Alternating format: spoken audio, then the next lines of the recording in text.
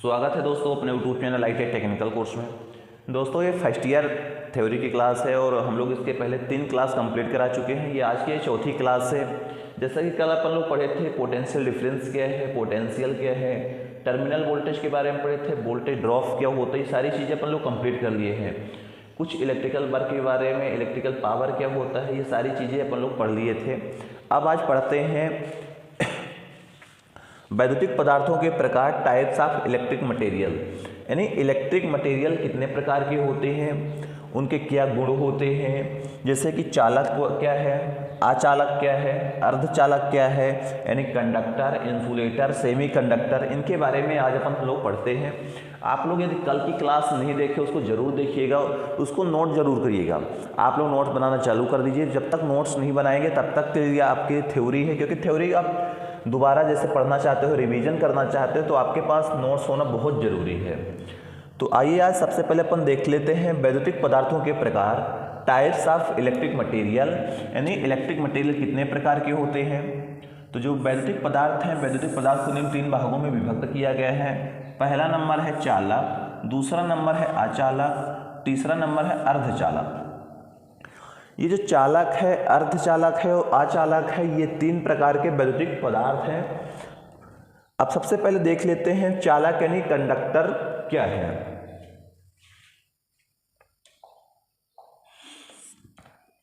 Free electron यानी मुक्त electron की बहुलता वाले पदार्थ चालक कहलाते हैं।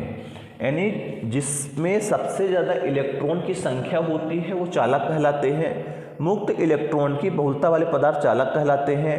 अधिकांश धातुएं जैसे चांदी, तांबा, सोना, एल्युमिनियम आदि चालक के ही उदाहरण है। यानी यदि आपसे कोई पूछे कि चालक पदार्थ के उदाहरण बता दो तो आप बता सकते हो चांदी भी चालक है, तांबा है, सोना है, एल्युमिनियम है, ये सभी हमारे चालक पदार्थ हैं। अब फ्री इलेक्ट्रॉन की बहुलता, इसमें सबसे ज़्यादा इलेक्ट्रॉन की संख्या होती है, वो चालक कहलाते हैं। अब अच्छे चालक के गुणधर्म देख लेते हैं कि प्रॉपर्टीज ऑफ गुड कंडक्टर। यानी जो हमारे चालक हैं तो इसके क्या प्रॉपर्टीज हैं, सारी चीज़ें अपन को क्लियर हो जाएगी। जैसा कि फर्स्ट नंबर है चालक सस्ता तथा सरलता से उपलब्ध होना चाहिए।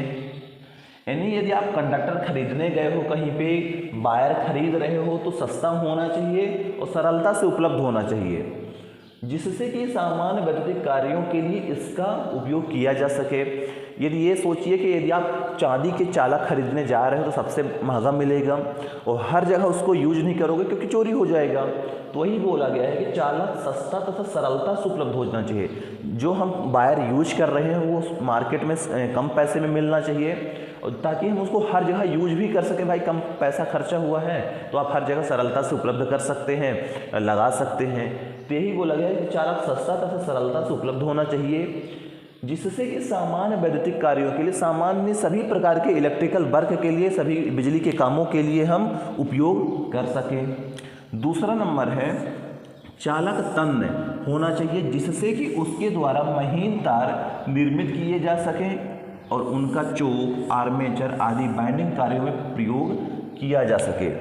चालक जो है तन्य होना चाहिए ताकि हम उसको पतले पतले वायरों के रूप में बना ले दें, आसानी से जितने पतले, जितने महीन तार बनाना हो हम उतना महीन तार बना सकें। इसलिए चालक जो पदार्थ होते हैं तन्य होना चाहिए। चालक पदार्थ सस्ता मिलना चाहिए और हर जगह मिलना चाहिए, इसके ये गुण हैं।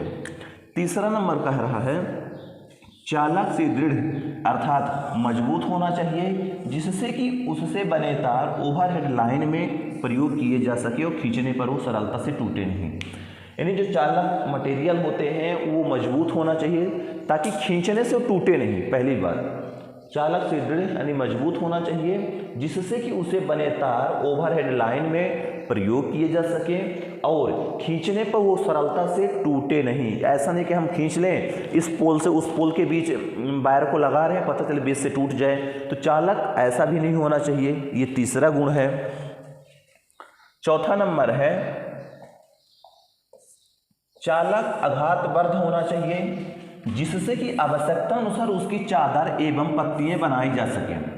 चालक आघातवर्ध होना चाहिए जिससे कि आवश्यकता अनुसार उसकी चादरें एवं पत्तियां बनाई सकें। यानी हम चालक एक ऐसा मटेरियल होना चाहिए जिसको हम पतली पतली सीट के रूप में भी बना सके, ठोक कर, पीट कर, जैसे भी बनाना हो। तो वही बोले चालक आघातवर्ध होना चाहिए जिससे कि वो आवश्यकता अनुसार उसकी चादर, पत्ती, हम सीट, पत्ती वगैरह आसानी से बना लें। 5वां नंबर कह रहा है कि चालक ऐसा होना चाहिए कि उसके जोड़ों की सोल्डरिंग आसानी से की जा सके। कंडक्टर जो होता है एक ऐसा मटेरियल होना चाहिए ताकि हम उसको हीट भी कर सके, सोल्डरिंग आयरन से उसको सोल्डर कर सकें। ये नहीं कि हम सोल्डरिंग करने जा रहे हैं तो सबसे पहले हमारा चालक ही गल जाए, टूट जाए, ये जल जाए, ऐसा नहीं होना चाहिए। चालक ऐसा होना चाहिए कि उसके ज्वाइंट को सोल्डरिंग आसानी से हम कर सकें। 6 नंबर बोल रहा है कि चालक का विशिष्ट प्रतिरोध कम हुआ चालकता अधिक होना चाहिए। प्रतिरोध सबको मालूम है कि विशिष्ट प्रतिरोध क्या होता है, यानी ऐसा कंडक्टर आपको चॉइस करना है जिसका रेजिस्टेंस कम से कम हो और चालकता ज़्यादा से ज़्यादा हो, ताकि वो करंट को ज़्यादा से ज़्यादा फ्लो करे और आपके जो रेजिस्टेंस है, रेजिस्टेंस कम से कम रहेगा तो ज़्यादा से ज़्यादा करंट फ्लो करेगा, जिससे कि वोल्टेज में गिरावट तथा वैद्युतिक शक्ति की खपत कम हो। वही बोला कि चालक का विशिष्ट प्रतिरोध कम होना चाहिए, चालकता अधिक होनी चाहिए, जिससे कि वोल्टेज में गिरावट तथा विद्युत शक्ति की खपत कम हो। 7 नंबर बोला गया है कि चालक ऐसा होना चाहिए कि वह वातावरण के प्रभाव जैसे नमी, वर्षा, धूप आदि से अप्रभावित रहे। ये नहीं कि आप बारिश में चालक आपको खराब हो जाए, धूप लग रही तो खराब हो जाए, नमी आ गई है तो खराब हो जाए। तो चालक एक ऐसा चॉइस करना है, ऐसा गुण होना चाहिए कि नमी में भी खराब ना हो, धूप में भी खराब ना हो, वर्षा में भी खराब ना हो, वो मौसम के अकॉर्डिंग वो भी सही रहे। ये नहीं जंग लग जाए, टूट जाए, कुछ भी हो जाए। तो ये जो प्रॉपर्टीज हैं, जो गुण हैं चालक के, तो आपको मालूम होना चाहिए कि क्या क्या गुणधर्म होना चाहिए। सबसे पहले जैसे बता दें कि चालक सस्ता तथा सरलता से उपलब्ध होना चाहिए। मार्केट में कहीं भी जाओ चालक ऐसा होना चाहिए कि हर जगह मिल जाए, उसको हम हर जगह यूज कर सकें। दूसरा नंबर है कि चालक तन्य होना चाहिए जिससे कि उसके द्वारा महीन तार निर्मित किए जा सके। चालक एक ऐसा मटेरियल होना चाहिए जिसको हम पतले पतले वायर के रूप में आसानी से बना लें। चालक एक ऐसा मटेरियल होना चाहिए। तीसरा नंबर है चालक सुदृढ़ अर्थात मजबूत होना चाहिए जिससे कि उसके बने तार ओवरहेड लाइन में प्रयोग किए जा सके। चालक मजबूत भी होना चाहिए ताकि हम एक जगह से दूसरे जगह बिजली को ट्रांसमिट करने के लिए वायर के माध्यम से वायर को हम खींचकर लगाएं तो वायर हमारा टूटना नहीं चाहिए। नेक्स्ट है चालक आघातवर्ध होना चाहिए जिससे कि आवश्यकता अनुसार उसकी चादरें एवं पत्तियां बनाई जा सके। चालक को हम ठोक कर, पीट कर आसानी से पतली पतली सीट भी बना सके, ऐसा एक चालक पदार्थ होना चाहिए। 5 नंबर बोला गया है कि चालक ऐसा होना चाहिए कि उसके जोड़ों की सोल्डरिंग आसानी से की जा सके। यानी चालक एक ऐसा मटेरियल अपन को लेना है जिसके हम सोल्डरिंग आसानी से कर सके, सोल्डर हो जाए, खराब ना हो। चालक एक ऐसा मटेरियल होना चाहिए। तो चालक का विशिष्ट प्रतिरोध कम तथा चालकता अधिक होनी चाहिए। सबको मालूम होना चाहिए कि सबसे अच्छा चालक वो होता है जिसका रेजिस्टेंस कम से कम होती है, चालकता ज़्यादा से ज़्यादा होती है। 7 नंबर है चालक ऐसा होना चाहिए कि वह वातावरण के प्रभाव जैसे नमी, वर्षा, धूप आदि से अप्रभावित रहे। तो ये आपको गुणधर्म मालूम होना चाहिए। कोई भी आपसे इंटरव्यू में पूछें कि बेटा 5 चालक के गुणधर्म बता दो, तो आप बता सकते हो कि चालक एक ऐसा होना चाहिए जिसको हम आसानी से वर्षा, धूप, नमी में उपयोग कर सकें। चालक एक ऐसा मटेरियल होना चाहिए जिसको हम आसानी से मार्केट से उठा सकें, आसानी से कहीं बाहर लगा सकें। चालक एक ऐसा पदार्थ होना चाहिए, तन्य होना चाहिए, जिससे कि हम उसको पतले पतले वायर के रूप में बना सकें। चालक एक ऐसा मटेरियल होना चाहिए जिसको पतली पतली सीट के रूप में बना सकें। तो ये सारी चीज़ें आपको पॉइंट बाय पॉइंट याद होनी चाहिए, क्योंकि गुणधर्म है, चालक क्या है, चालक के कोई 4-5 गुणधर्म प्रॉपर्टीज बता दो तो आपको आनी चाहिए। ऐसा नहीं कि आपके पास जवाब ही नहीं। फिर अब आता है कि चालक का वर्गीकरण, क्लासिफिकेशन ऑफ कंडक्टर्स। यानी अब चालक को बहुत सारे वर्गों में विभाजित किया गया, आप देखे ही होंगे, आप आज देख लेना। जैसा कि ठोस चालक हो गया, द्रव चालक हो, गैसीय चालक हो गया। यानी हम ठोस में भी बिजली प्रवाहित कर सकते हैं, गैस में भी प्रवाहित कर सकते हैं, लिक्विड में भी प्रवाहित कर सकते हैं। यानी देखा जाए तो चालकों का वर्गीकरण, क्लासिफिकेशन 3 प्रकार में किया गया है। ठीक, ठोसी चालक यानी सॉलिड कंडक्टर्स, लिक्विड कंडक्टर्स और गैसीय कंडक्टर। अब आप बोलोगे लिक्विड कंडक्टर क्या होते हैं, गैसीय कंडक्टर क्या होते हैं, ठोसी कंडक्टर क्या होते हैं, तो देख लो। चालकों को निम्न 3 वर्गों में वर्गीकृत किया गया है। चालकों को निम्न 3 वर्गों में वर्गीकृत किया जा सकता है। फर्स्ट नंबर है ठोसी चालक, सॉलिड कंडक्टर्स। सॉलिड कंडक्टर यानी ठोस चालक निश्चित आकृति एवं आकार रखते हैं, जैसे सोना, कॉपर, चांदी, लोहा आदि ठोस चालक के ही उदाहरण हैं। ठोस चालक यानी जिनकी आकृति फिक्स होती है, पहले से जब कंपनी देती है, जब मार्केट में आता है तो फिक्स होती है। ठोस चालक जिसकी निश्चित आकृति एवं आकार रखते हैं, जैसे सोना हो गया, कॉपर हो गया, चांदी हो गया, लोहा हो गया आदि ठोस चालक के ही उदाहरण हैं। अब द्रवी चालक की बात कर लेते हैं, लिक्विड कंडक्टर की बात कर लेते हैं। वे चालक जो आकार में स्थिर नहीं होते हैं। लिक्विड में आपको सबको मालूम होगा कि जिस बर्तन में हम लिक्विड को डालते हैं उसी का आकार ग्रहण कर लेता है। तो वे चालक जो आकार में स्थिर नहीं होते तथा जिनमें प्रवाहित होने का गुण विद्यमान होता है, द्रवी चालक कहलाते हैं। जिनमें धारा प्रवाहित, यहाँ पे अपन को धारा लिखना है, करंट लिखना है, धारा प्रवाहित होने का गुण होता है, विद्यमान होता है, द्रवी चालक कहलाते हैं। जैसे जल, आप देखो पानी में भी बिजली फ्लो होती है, जल हो गया, सिल्वर नाइट्रेट हो गया आदि हो गया।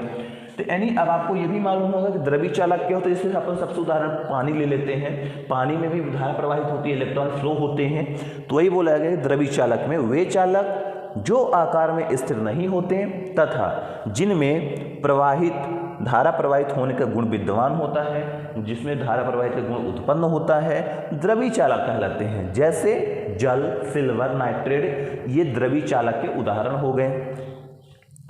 तीसरा नंबर है गैसी चालक। कोई भी गैस आदर्श गैस चालक नहीं होती, ठीक। गैसी चालक यानी कोई भी गैस आदर्श गैस चालक नहीं होती। किसी गैस को चालक बनाने के लिए उसमें कुछ मात्रा में लवण मिलाया जाता है। देखो जितनी भी गैस है, प्योर गैस जो होती है उसमें चालक का प्रभाव नहीं होता, उसमें कुछ न कुछ लवण मिलाए जाते हैं, तभी उसमें करंट या इलेक्ट्रॉन फ्लो होते हैं, जिससे वह आयनीकृत होकर एक अच्छे गैसी चालक की भांति व्यवहार करें। जैसे हीलियम, आर्गन, नियोन गैसी चालक की भांति व्यवहार करती है। गैस, कोई भी गैस आदर्श गैस चालक नहीं होती। किसी गैस को चालक बनाने के लिए उसमें कुछ मात्रा में लवण मिलाया जाता है। कोई भी गैस है, उस गैस को चालक बनाने के लिए कुछ न कुछ लवण मिलाया जाता है, तब उसमें आसानी से इलेक्ट्रॉन फ्लो होता है, जिससे वह आयनीकृत होकर अच्छे गैसी चालक की भांति व्यवहार करती है। जैसे हीलियम, आर्गन, नियोन, ये सभी प्रकार के गैसी चालक हैं। अब आपसे एग्जाम्पल पूछा जाए ठोस चालक क्या होते हैं, तो आप बताओगे सोना, चांदी, कॉपर, एल्युमिनियम, ये ठोस चालक हो गया। लिक्विड चालक पूछेंगे तो आप पानी बता सकते हो, भाई जल भी एक लिक्विड चालक है। सिल्वर नाइट्रेट बता सकते हो, ये लिक्विड चालक है, यानी द्रवी चालक हो गया। अब आपसे पूछे जाए गैसी चालक यानी गैस, कौन सी ऐसी गैस है जिसमें से इलेक्ट्रॉन या करंट आपकी फ्लो हो जाएगी, तो आप बता सकते हो आर्गन एक गैस होती है, हीलियम गैस होती है, नियोन गैस होती है। तो ये जो गैस है, आर्गन हो गया, नियोन हो गया, हीलियम हो गई, तो ये सभी प्रकार की गैस में आसानी से बिजली फ्लो होती है, इलेक्ट्रॉन फ्लो होते हैं और हमारे बल्ब जलते हैं। ये जो बल्बों में आर्गन गैस भरी होती है, नियोन लैंप आता है, नियोन गैस भरी होती है। तो ये सभी तीनों आपके बहुत आगे जरूर पड़ेंगी, ठोस चालक, द्रव चालक, गैस चालक। अब ना बने तो आपकी गलती ये है कि आपने ढंग से सुना नहीं है। प्रमुख चालक पदार्थ, मेन कंडक्टिंग मटेरियल्स क्या होती हैं? वैद्युतिक कार्य में प्रयोग किए जाने वाले कुछ प्रमुख चालक पदार्थ निम्नलिखित हैं। चालक पदार्थ, प्रमुख चालक पदार्थ। अब अपन देखते हैं कि कौन कौन से चालक मटेरियल होते हैं, कितने प्रकार के होते हैं और कौन से मटेरियल को कहाँ यूज किया जाता है। सबसे पहले अपन चांदी की बात कर लेते हैं। सभी लोग ध्यान से सुनना और ध्यान से इसको लिख लेना। सिल्वर की बात करें तो यह सफ़ेद, तन्य, आघातवर्ध, उच्च चालकता एवं कम विशिष्ट प्रतिरोध वाली धातु है। चांदी की बात कर रहा हूँ, सिल्वर की बात कर रहा हूँ। यह सफ़ेद, तन्य, आघातवर्ध, उच्च चालकता एवं कम विशिष्ट प्रतिरोध वाली धातु है। सफ़ेद, ये कलर में सफ़ेद होती है, तन्य होती है यानी खिंचाव वाली होती है, आघातवर्ध होती है, उच्च चालकता हाई कंडक्टिव मटेरियल होती है। उच्च चालकता एवं कम विशिष्ट प्रतिरोध, इसका प्रतिरोध यानी रेजिस्टेंस जो होता है कम होता है वाली ये मटेरियल यानी धातु है। इसकी चालकता 98% होती है। सबसे इंपॉर्टेंट यही है, पूछा जाता है चांदी की चालकता कितनी होती है, 98% होती है तथा विशिष्ट प्रतिरोध 20 डिग्री सेंटीग्रेड पर 1.64 माइक्रो ओम सेंटीमीटर होता है। मूल्यवान होने के कारण इसका उपयोग केवल रिले, कॉन्टैक्टर्स, स्टार्टर आदि के संयोजक बिंदु बनाने के लिए किया जाता है। सिल्वर की जो कंडक्टिविटी होती है, चालकता होती है 98% होती है। सिल्वर का उपयोग रिले, कॉन्टैक्टर्स, स्टार्टर आदि के कनेक्टिंग पॉइंट यानी संयोजक बिंदु बनाने के लिए किया जाता है। ये खास बात है, इसको आप ध्यान पे आपको रखना है। चांदी सफ़ेद होती है, तन्य होती है, खिंचाव वाली होती है, उच्च चालकता की होती है यानी हाई कंडक्टिव मटेरियल है चांदी एवं कम रजिस्टिव मटेरियल है, इसका प्रतिरोध बहुत कम होता है। ठीक, इसकी चालकता 98% होती है। इसका जो प्रतिरोध होता है 1.64 माइक्रो ओम सेंटीमीटर होता है। इसका उपयोग रिले, कॉन्टैक्टर्स, स्टार्टर आदि के संयोजक बिंदु बनाने के लिए किया जाता है। ये चांदी की कहानी खत्म हो गई। सेकंड नंबर बात कर लेते हैं कॉपर यानी तांबा। सब लोग तांबा की बात करो, सब लोग तांबा को देखे होंगे, कॉपर को देखे होंगे, बहुत अच्छे से यूज भी किए होंगे। यह मटमैली लाल तन्य आघातवर्ध एवं कम विशिष्ट प्रतिरोध वाली धातु है। धातु की मैं बात करूं, कॉपर एक धातु है, मटेरियल है, पदार्थ जो भी समझो। यह मटमैली लाल कलर की, मटमैली लाल कलर की धातु होती है। ये भी तन्य होती है, इसको हम लोग पतले वायर आसानी से बना सकते हैं एवं कम विशिष्ट प्रतिरोध वाली धातु है। यह चांदी की अपेक्षा सस्ती होती है। सबको मालूम है चांदी की महंगाई ज़्यादा है कॉपर की अपेक्षा, कॉपर सस्ता मिलता है। यह चांदी की अपेक्षा सस्ती होती है एवं वातावरणीय परिवर्तनों को सरलता से सह सकती है। जब आपके वातावरण परिवर्तन आता है, जैसे बरसात के मौसम जाता है, ठंडी का मौसम आता है, तो ऐसे मौसम को वो आसानी से झेल सकती है, सह सकती है, खराब नहीं होगी। इसकी चालकता 90% तथा विशिष्ट प्रतिरोध 1.7 माइक्रो ओम सेंटीमीटर होता है। चांदी की चालकता 98% थी, कॉपर की चालकता 90% हो गई। इसका प्रतिरोध 1.7 माइक्रो ओम सेंटीमीटर है। अब इसका उपयोग देख लो, इसका उपयोग तार, केबल, अर्थिंग, इलेक्ट्रोड, बस बार के निर्माण एवं वैद्युतिक सहायक सामग्री तथा विद्युत उपकरणों में किया जाता है। कॉपर का उपयोग का तार बनाते हैं, केबल बनाते हैं, अर्थिंग के लिए यूज करते हैं, इलेक्ट्रोड बनाते हैं, बस बार बनाते हैं, ये सारे चीज़ कॉपर से यूज करते हैं। कॉपर लाल कलर की होती है। कॉपर की जो चालकता होती है 90% होती है। ये सारी चीज़ें नोट कर लेना। तीसरे नंबर की बात कर लेते हैं। तीसरा नंबर है एल्यूमिनियम। सबको मालूम होगा एल्यूमिनियम क्या है। एल्यूमिनियम एक पदार्थ है, धातु है। यह सफ़ेद, तन्य, आघातवर्ध, हल्की जंगरोधी एवं कम विशिष्ट प्रतिरोध वाली धातु है, जिसकी चालकता 60% होती है। चांदी की चालकता आपको 98% मिली, कॉपर की चालकता 90% मिली, एल्युमिनियम की चालकता 60% मिली। भारत में अत्यधिक मात्रा में उपलब्ध होने के कारण इसका प्रयोग तांबे के स्थान पर किया जाता है, परंतु इसकी सिरदर्द तांबे से कम होती है। सिरदर्द यानी मजबूती, इसकी मजबूती कॉपर की अपेक्षा एल्युमिनियम की कम होती है, जिस कारण इसे तांबे से कम महत्व दी जाती है। ठीक, एल्युमिनियम देखे होगे, दो बार ऐसे ऐसे घुमा दो टूट जाता है। एल्युमिनियम हल्का होता है, सस्ता मिलता है। एल्युमिनियम में देखोगे जंग भी जल्दी लगता है, तो वही चीज़ है। और एल्युमिनियम की चालकता भी कम होती है, 60% होती है। तो ये सारी चीज़ें आपको आसानी से नोट करना है, पॉइंट बाय पॉइंट। जैसे मैं पढ़ा रहा हूँ तभी आप याद भी कर पाओगे, ऐसे में हवा में निकल जाएगा। फिर सोना की बात कर लेते हैं। भाई सोना कहाँ था? चौथा नंबर है सोना। अब एक जान जा तो पंचे, यह विद्युत का सबसे उत्तम चालक है, बिजली का उत्तम चालक है, मतलब सबसे बेस्ट माना जाता है सोना। यह पीला कलर का सोना होता है, तन्य, आघातवर्ध एवं अत्यधिक मूल्यवान धातु है। अत्यधिक मूल्यवान जानते हो नहीं, 60,000 रुपये का थोड़ा सा मिलता है 10 ग्राम, जिसकी चालकता 99% होती है। अधिक मूल्यवान होने के कारण इसका उपयोग वैद्युतिक कार्य में नहीं करते। बताओ 60,000 का 10 ग्राम वायर क्या करोगे? इस टाइम की कीमत है सोने की। सोने की चालकता 99% होती है।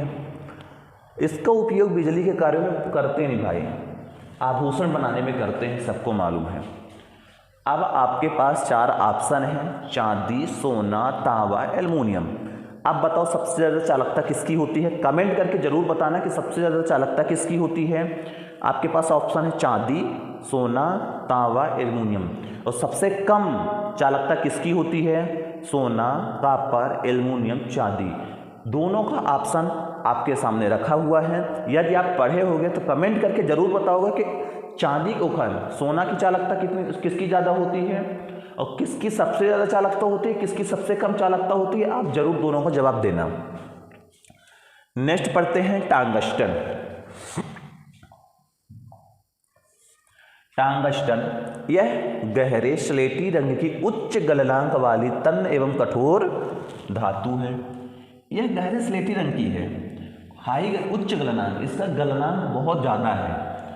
ये तन्य है एवं कठोर धातु है। कठोर धातु, मुलायम धातु नहीं, कठोर धातु है। इसका उपयोग विद्युत बल्ब एवं फ्लोरोसेंट ट्यूब के फिलामेंट बनाने में किया जाता है। यहाँ से क्वेश्चन आपके हर एक एग्जाम में पूछे जाते हैं।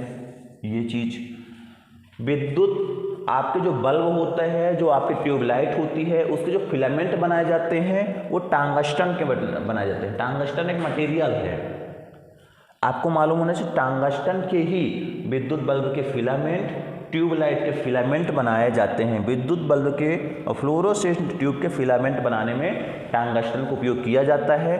आप लोग नोट कर लेना, टंगस्टन का उपयोग विद्युत बल्ब के फिलामेंट बनाने के लिए, ट्यूबलाइट के फिलामेंट बनाने के लिए टंगस्टन का उपयोग किया जाता है।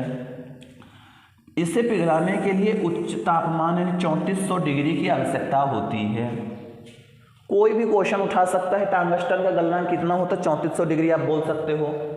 टंगस्टन का उपयोग कहाँ किया जाता है? विद्युत बल्ब के फिलामेंट बनाने के लिए। या विद्युत बल्ब के फिलामेंट बनाने के लिए किस मटेरियल का यूज किया जाता है? आप बताओगे टंगस्टन का यूज किया जाता है। ये सारी चीज़ें आपके पास होनी चाहिए। नेक्स्ट है जिंक यानी जस्ता। जिंक यानी जस्ता, यह नीले स्लेटी रंग वाली नरम एवं जंगरोधी धातु है। इसका उपयोग लोहे के तार, चादर तथा पाइप पर जंगरोधी परत चढ़ाने, उन्हें ग्लेवेनाइज्ड करने के लिए किया जाता है। इसके अतिरिक्त इसका उपयोग शुष्क सेल के खोल बनाने के लिए किया जाता भी है। आप लोग देखे होंगे लोहे की पाइप होती है, आपके ट्यूबवेल में डाला जाता है। आजकल ट्यूबलेस पोल बनाए जाते हैं। जो आपके रोडों पर देखे होंगे स्ट्रीट लाइट लगी होती है, रोड की लाइट जो लगी होती है, उनके जो पोल होते हैं वो सफ़ेद टाइप के होते हैं। सफ़ेद टाइप यानी देखो लोहे की ही होते हैं, मगर उसमें जस्ता जिंक की कोटी चढ़ाई जाती है। इसलिए चढ़ाई जाती है क्योंकि लोहे में जंग आसानी से लगता है, पानी उसमें पकड़ लेता है। यदि जिंक की परत चढ़ा देंगे तो उसमें जंग लगने की संभावना 0% हो जाती है, कम लगता है, बहुत सालों तक चलता है। वही चीज़ है, यह नीले स्लेटी रंग वाली नरम एवं जंगरोधी धातु है। जंगरोधी, जंग से मुक्त धातु है। इसका उपयोग लोहे के तार, चादर तथा पाइप पर जंगरोधी परत चढ़ाने हेतु किया जाता है। यानी जस्ता का उपयोग समझ जाओ लोहे पर पेंट करने के लिए किया जाता है ताकि जंग ना लगे। आजकल जितने भी लोहे के प्रोडक्ट आते हैं सब जस्ता से निर्मित आते हैं, यानी जस्ता जिंक की परत चढ़ाई जाती है। इसके अलावा जस्ता का उपयोग कहाँ करते हैं? जो आपके ड्राई सेल होते हैं, शुष्क सेल के खोल बनाने के लिए भी किए जाते हैं। तो आपको जस्ता के बारे में ये चीज़ें मालूम हो गई होगी। ब्रास की बात कर लेते हैं। पीतल क्या होता है? पीतल यह तांबे और जस्ते से बनी पीले रंग की तन्य अघातवर्ध, जंगरोधी एवं सुदृढ़ यानी मजबूत धातु है। इसकी चालकता चांदी की तुलना में केवल 48% है। देखो ब्रास, पीतल की चालकता 48% है। इसका उपयोग वैद्युतिक उपकरणों के संयोजक, पेंच व खोल आदि बनाने में किया जाता है। मिश्रण में अवयवों की प्रतिशत उपस्थिति में विभिन्न के आधार पर कई प्रकार के पीतल बनाए जाते हैं। कुछ नहीं, सीधा सा फंडा ये है। ब्रास यानी जो पीतल होते हैं, तो आप देखे होंगे आपके पास स्विच होता है, स्विच है, सॉकेट है, बटन है, ये सारी चीज़ें देखे होंगे। उसके जो पेंच होते पीछे साइड देखे होंगे जिसमें आप प्लग खोसते तो जो येलो कलर का दिखता है अंदर लगे होते हैं मेटल धातु, वो ब्रास के पीतल के होते हैं। वही है संयोजक पेंच व खोल आदि बनाने में किया जाता है। भाई आप मोबाइल अपना चार्जर लगाते हो एडॉप्टर पे, सॉकेट के अंदर जो धातु लगी होती पीली पीली कलर, वो ब्रास के लगी होती, उसी को बोला जाता है पेंच व खोल आदि बनाने के लिए किया जाता है। ब्रास की चालकता 48% होती है, नहीं 48% होती है चांदी की तुलना में। नेक्स्ट बात कर लेते हैं निकिल क्या होता है। यह सफेद रंग की जंगरोधी धातु है। इसका उपयोग निकिल आयरन सेल संचायक cell, nickel iron acid cell की प्लेट बनाने में किया जाता है। धातु वस्तुओं पर जंगरोधी पर चढ़ाने के लिए किया जाता है।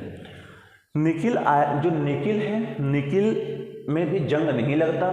निकिल का उपयोग एक निकिल आयरन सेल होता है। निकिल आयरन सेल की जो प्लेट होती है, निकिल आयरन सेल में जो प्लेट होती है, उस प्लेट को बनाने के लिए निकिल धातु का यूज किया जाता है। क्यों? क्योंकि इसमें जंग नहीं लगता। इसीलिए यदि हम लोहे की बना देते हैं प्लेट तो जंग लग जाएगी, 10 दिन में सड़ जाएगी। तो ये अपन लोग निकिल के उपयोग क्यों करते हैं? क्योंकि निकिल आयरन एक सेल होता है। निकिल आयरन सेल की प्लेट बनाने के लिए ही निकिल का उपयोग किया गया है। आयरन की बात कर लेते हैं, लोहे की बात कर लेते हैं। लोहा क्या होता है?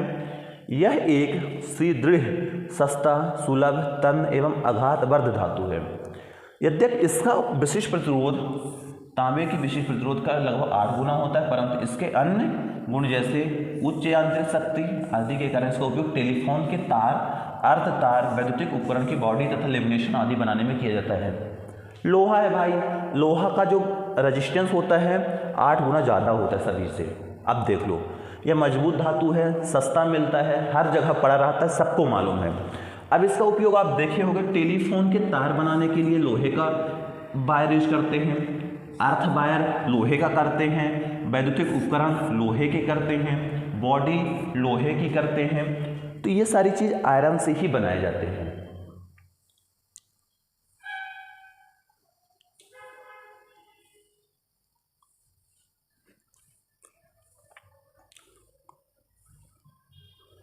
फिर आता है टिन। यह सफ़ेद, अत्यधिक नरम एवं जंगरोधी धातु है। टिन जो होता है सफ़ेद होता है, बहुत मुलायम होता है, नरम होता है। इसका उपयोग शीशे के साथ मिश्र धातु के रूप में फ्यूज तार, सोल्डर आदि बनाने में किया जाता है। जो फ्यूज वायर होते हैं, सोल्डरिंग होती है, उसी के लिए हम लोग टिन का यूज करते हैं। इसके अलावा इसका उपयोग अन्य धातुओं के तार, जंगरोधी एवं वातावरण के प्रभावों से बचने वाली परत चढ़ाने के लिए भी किया जाता है। क्योंकि इस पर जंग नहीं लगता, परंतु गलनांक निम्न होने के कारण ये शीघ्र पिघल जाता है। समझो जो टिन होता है, टिन का उपयोग फ्यूज तार, सोल्डर तार बनाने में किया जाता है। बस इतना आपको याद रखना है। जर्मन सिल्वर की बात कर लेते हैं भैया। जर्मन सिल्वर क्या होता है? यह 60% तांबा, 15% निकिल, 25% जस्ता से बने मिश्र धातु है। यानी जो जर्मन सिल्वर 3 धातुओं से बना है, तांबा, निकिल, जस्ता से मिलकर बना है। पीतल की अपेक्षा अधिक मजबूत होता है, वातावरण परिवर्तन से कम प्रभावित होने वाली धातु है। इसका उपयोग उच्च गुणवत्ता वाले उपकरण में पीतल के स्थान पर किया जाता है। जर्मन सिल्वर को वहाँ पे उपयोग करते हैं जहाँ पर पीतल का करते थे। लेड, नेक्स्ट है 12वां नंबर। लेड क्या होता है? यह सलेटी रंग की नर्म एवं भारी धातु है जिसका गलनांक टिन से अधिक होता है। इसके जंग रोधी गुण के कारण इसका उपयोग भूमिगत केबल पर नमी रोधी एवं जंग रोधी सुरक्षा आवरण चढ़ाने एवं शीशा संचायक सेल की प्लेट बनाने में किया जाता है। लेड का उपयोग शीशा संचयक, लेड एसिड जो सेल होते हैं उसकी प्लेट बनाने में ही किया जाता है। ये सारी चीज़ याद करना है। इसके अलावा टिन के साथ मिश्र धातु के रूप में फ्यूज तार तथा शोल्डर बनाने के लिए ही इसको उपयोग करते हैं। जो लेड होता है, टिन और लेड का मिश्रण करके ही फ्यूज वायर बनाया जाता है। लेड का उपयोग शीशा संचयक जो बैटरी होती है उसकी प्लेट बनाने में किया जाता है। नेक्स्ट है मैग्नीन। मैग्नीन क्या भैया? यह 84% तांबा, 12% मैग्नीन और 49% निकिल से बनी मिश्रित धातु है। इसका उपयोग रेजिस्टेंस बनाने में किया जाता है। मैग्नीन का उपयोग प्रतिरोध बनाने में किया जाता है। तांबा मैग्नीन और निकिल से मिलकर बनाया जाता है।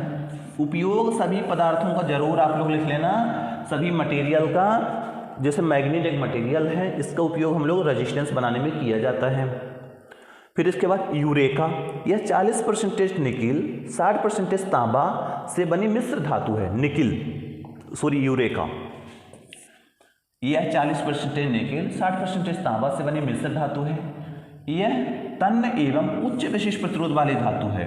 इसका उपयोग अधिक ऊष्मा उत्पन्न न करने वाले प्रतिरोधक, रेगुलेटर आदि बनाने में किया जाता है। अब आपके जो फैन का जो रेगुलेटर होता है उसमें जो कॉइल लगी होती है, सभी प्रकार के रेगुलेटर के जो प्रतिरोध होते हैं यूरेका से बनाया जाता है। यूरेका एक मटेरियल होता है, इसी का यूज करके हम लोग रेगुलेटर का प्रतिरोध बनाने के लिए किया जाता है। नेक्स्ट है प्लेटिनम। यह एक कठोर एवं चांदी के तुल्य मूल्यवान धातु है। प्लेटिनम भी चांदी के बराबर महंगाई में है इस टाइम पे। 6,000 रुपये की चांदी है तो ये भी 6,000 रुपये की मिलेगा। यह एक कठोर एवं चांदी के तुल्य मूल्यवान धातु है। इसका उपयोग संयोजक बिंदु बनाने में किया जाता है। प्लेटिनम का उपयोग कनेक्टिंग पॉइंट, संयोजक बिंदु बनाने में किया जाता है, नोट कर लेना। नेक्स्ट है पारा। यह सामान्य तापक्रम पर द्रव अवस्था में रहता है। जब सामान्य टेम्परेचर रहता है तो लिक्विड अवस्था में होता है, द्रव अवस्था में रहता है धातु है। इसका उपयोग थर्मामीटर में तथा पारे की वाष्प के रूप में मरकरी वेपर लैंप में भी किया जाता है। थर्मामीटर जिसमें आपकी बुखार नापी जाती है उसमें पारा भरा होता है।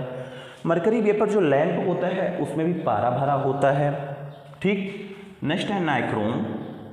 यह 80% निकिल 20% क्रोमियम से बनी उच्च विशिष्ट प्रतिरोध वाली धातु है। 80% निकिल है, 20% क्रोमियम है। इसका रेजिस्टेंस बहुत ज़्यादा है। इसका जो उपयोग है विद्युत प्रेस, केतली, टोस्टर आदि के हीटिंग एलिमेंट बनाने के लिए किया जाता है। आप हीटर देखे होगा, हीटर की जो कॉइल होती है नाइक्रोम की बनाई जाती है। आपकी जो प्रेस होता है, प्रेस जो हीट होता है नाइक्रोम के बनाया जाता है। केतली जो होती है, केतली जो हीट करती है नाइक्रोम की कॉइल लगी होती है। तो ये 17 पॉइंट आप नोट कर लो, रट लो। कोई डाउट हो कमेंट करना, दोबारा बता दूंगा, मगर ये आपको पढ़ना है क्योंकि मोस्ट इंपॉर्टेंट हैं। चालक पदार्थ के गुण, कितने प्रकार के चालक पदार्थ हैं, सभी का यूज कहाँ पे किया गया है, क्योंकि हर एक एग्जाम पे ये सारे क्वेश्चन पूछे जाते हैं, आपको आना भी चाहिए। ठीक, मिलते हैं नेक्स्ट क्लास पे। जय हिंद, जय भारत।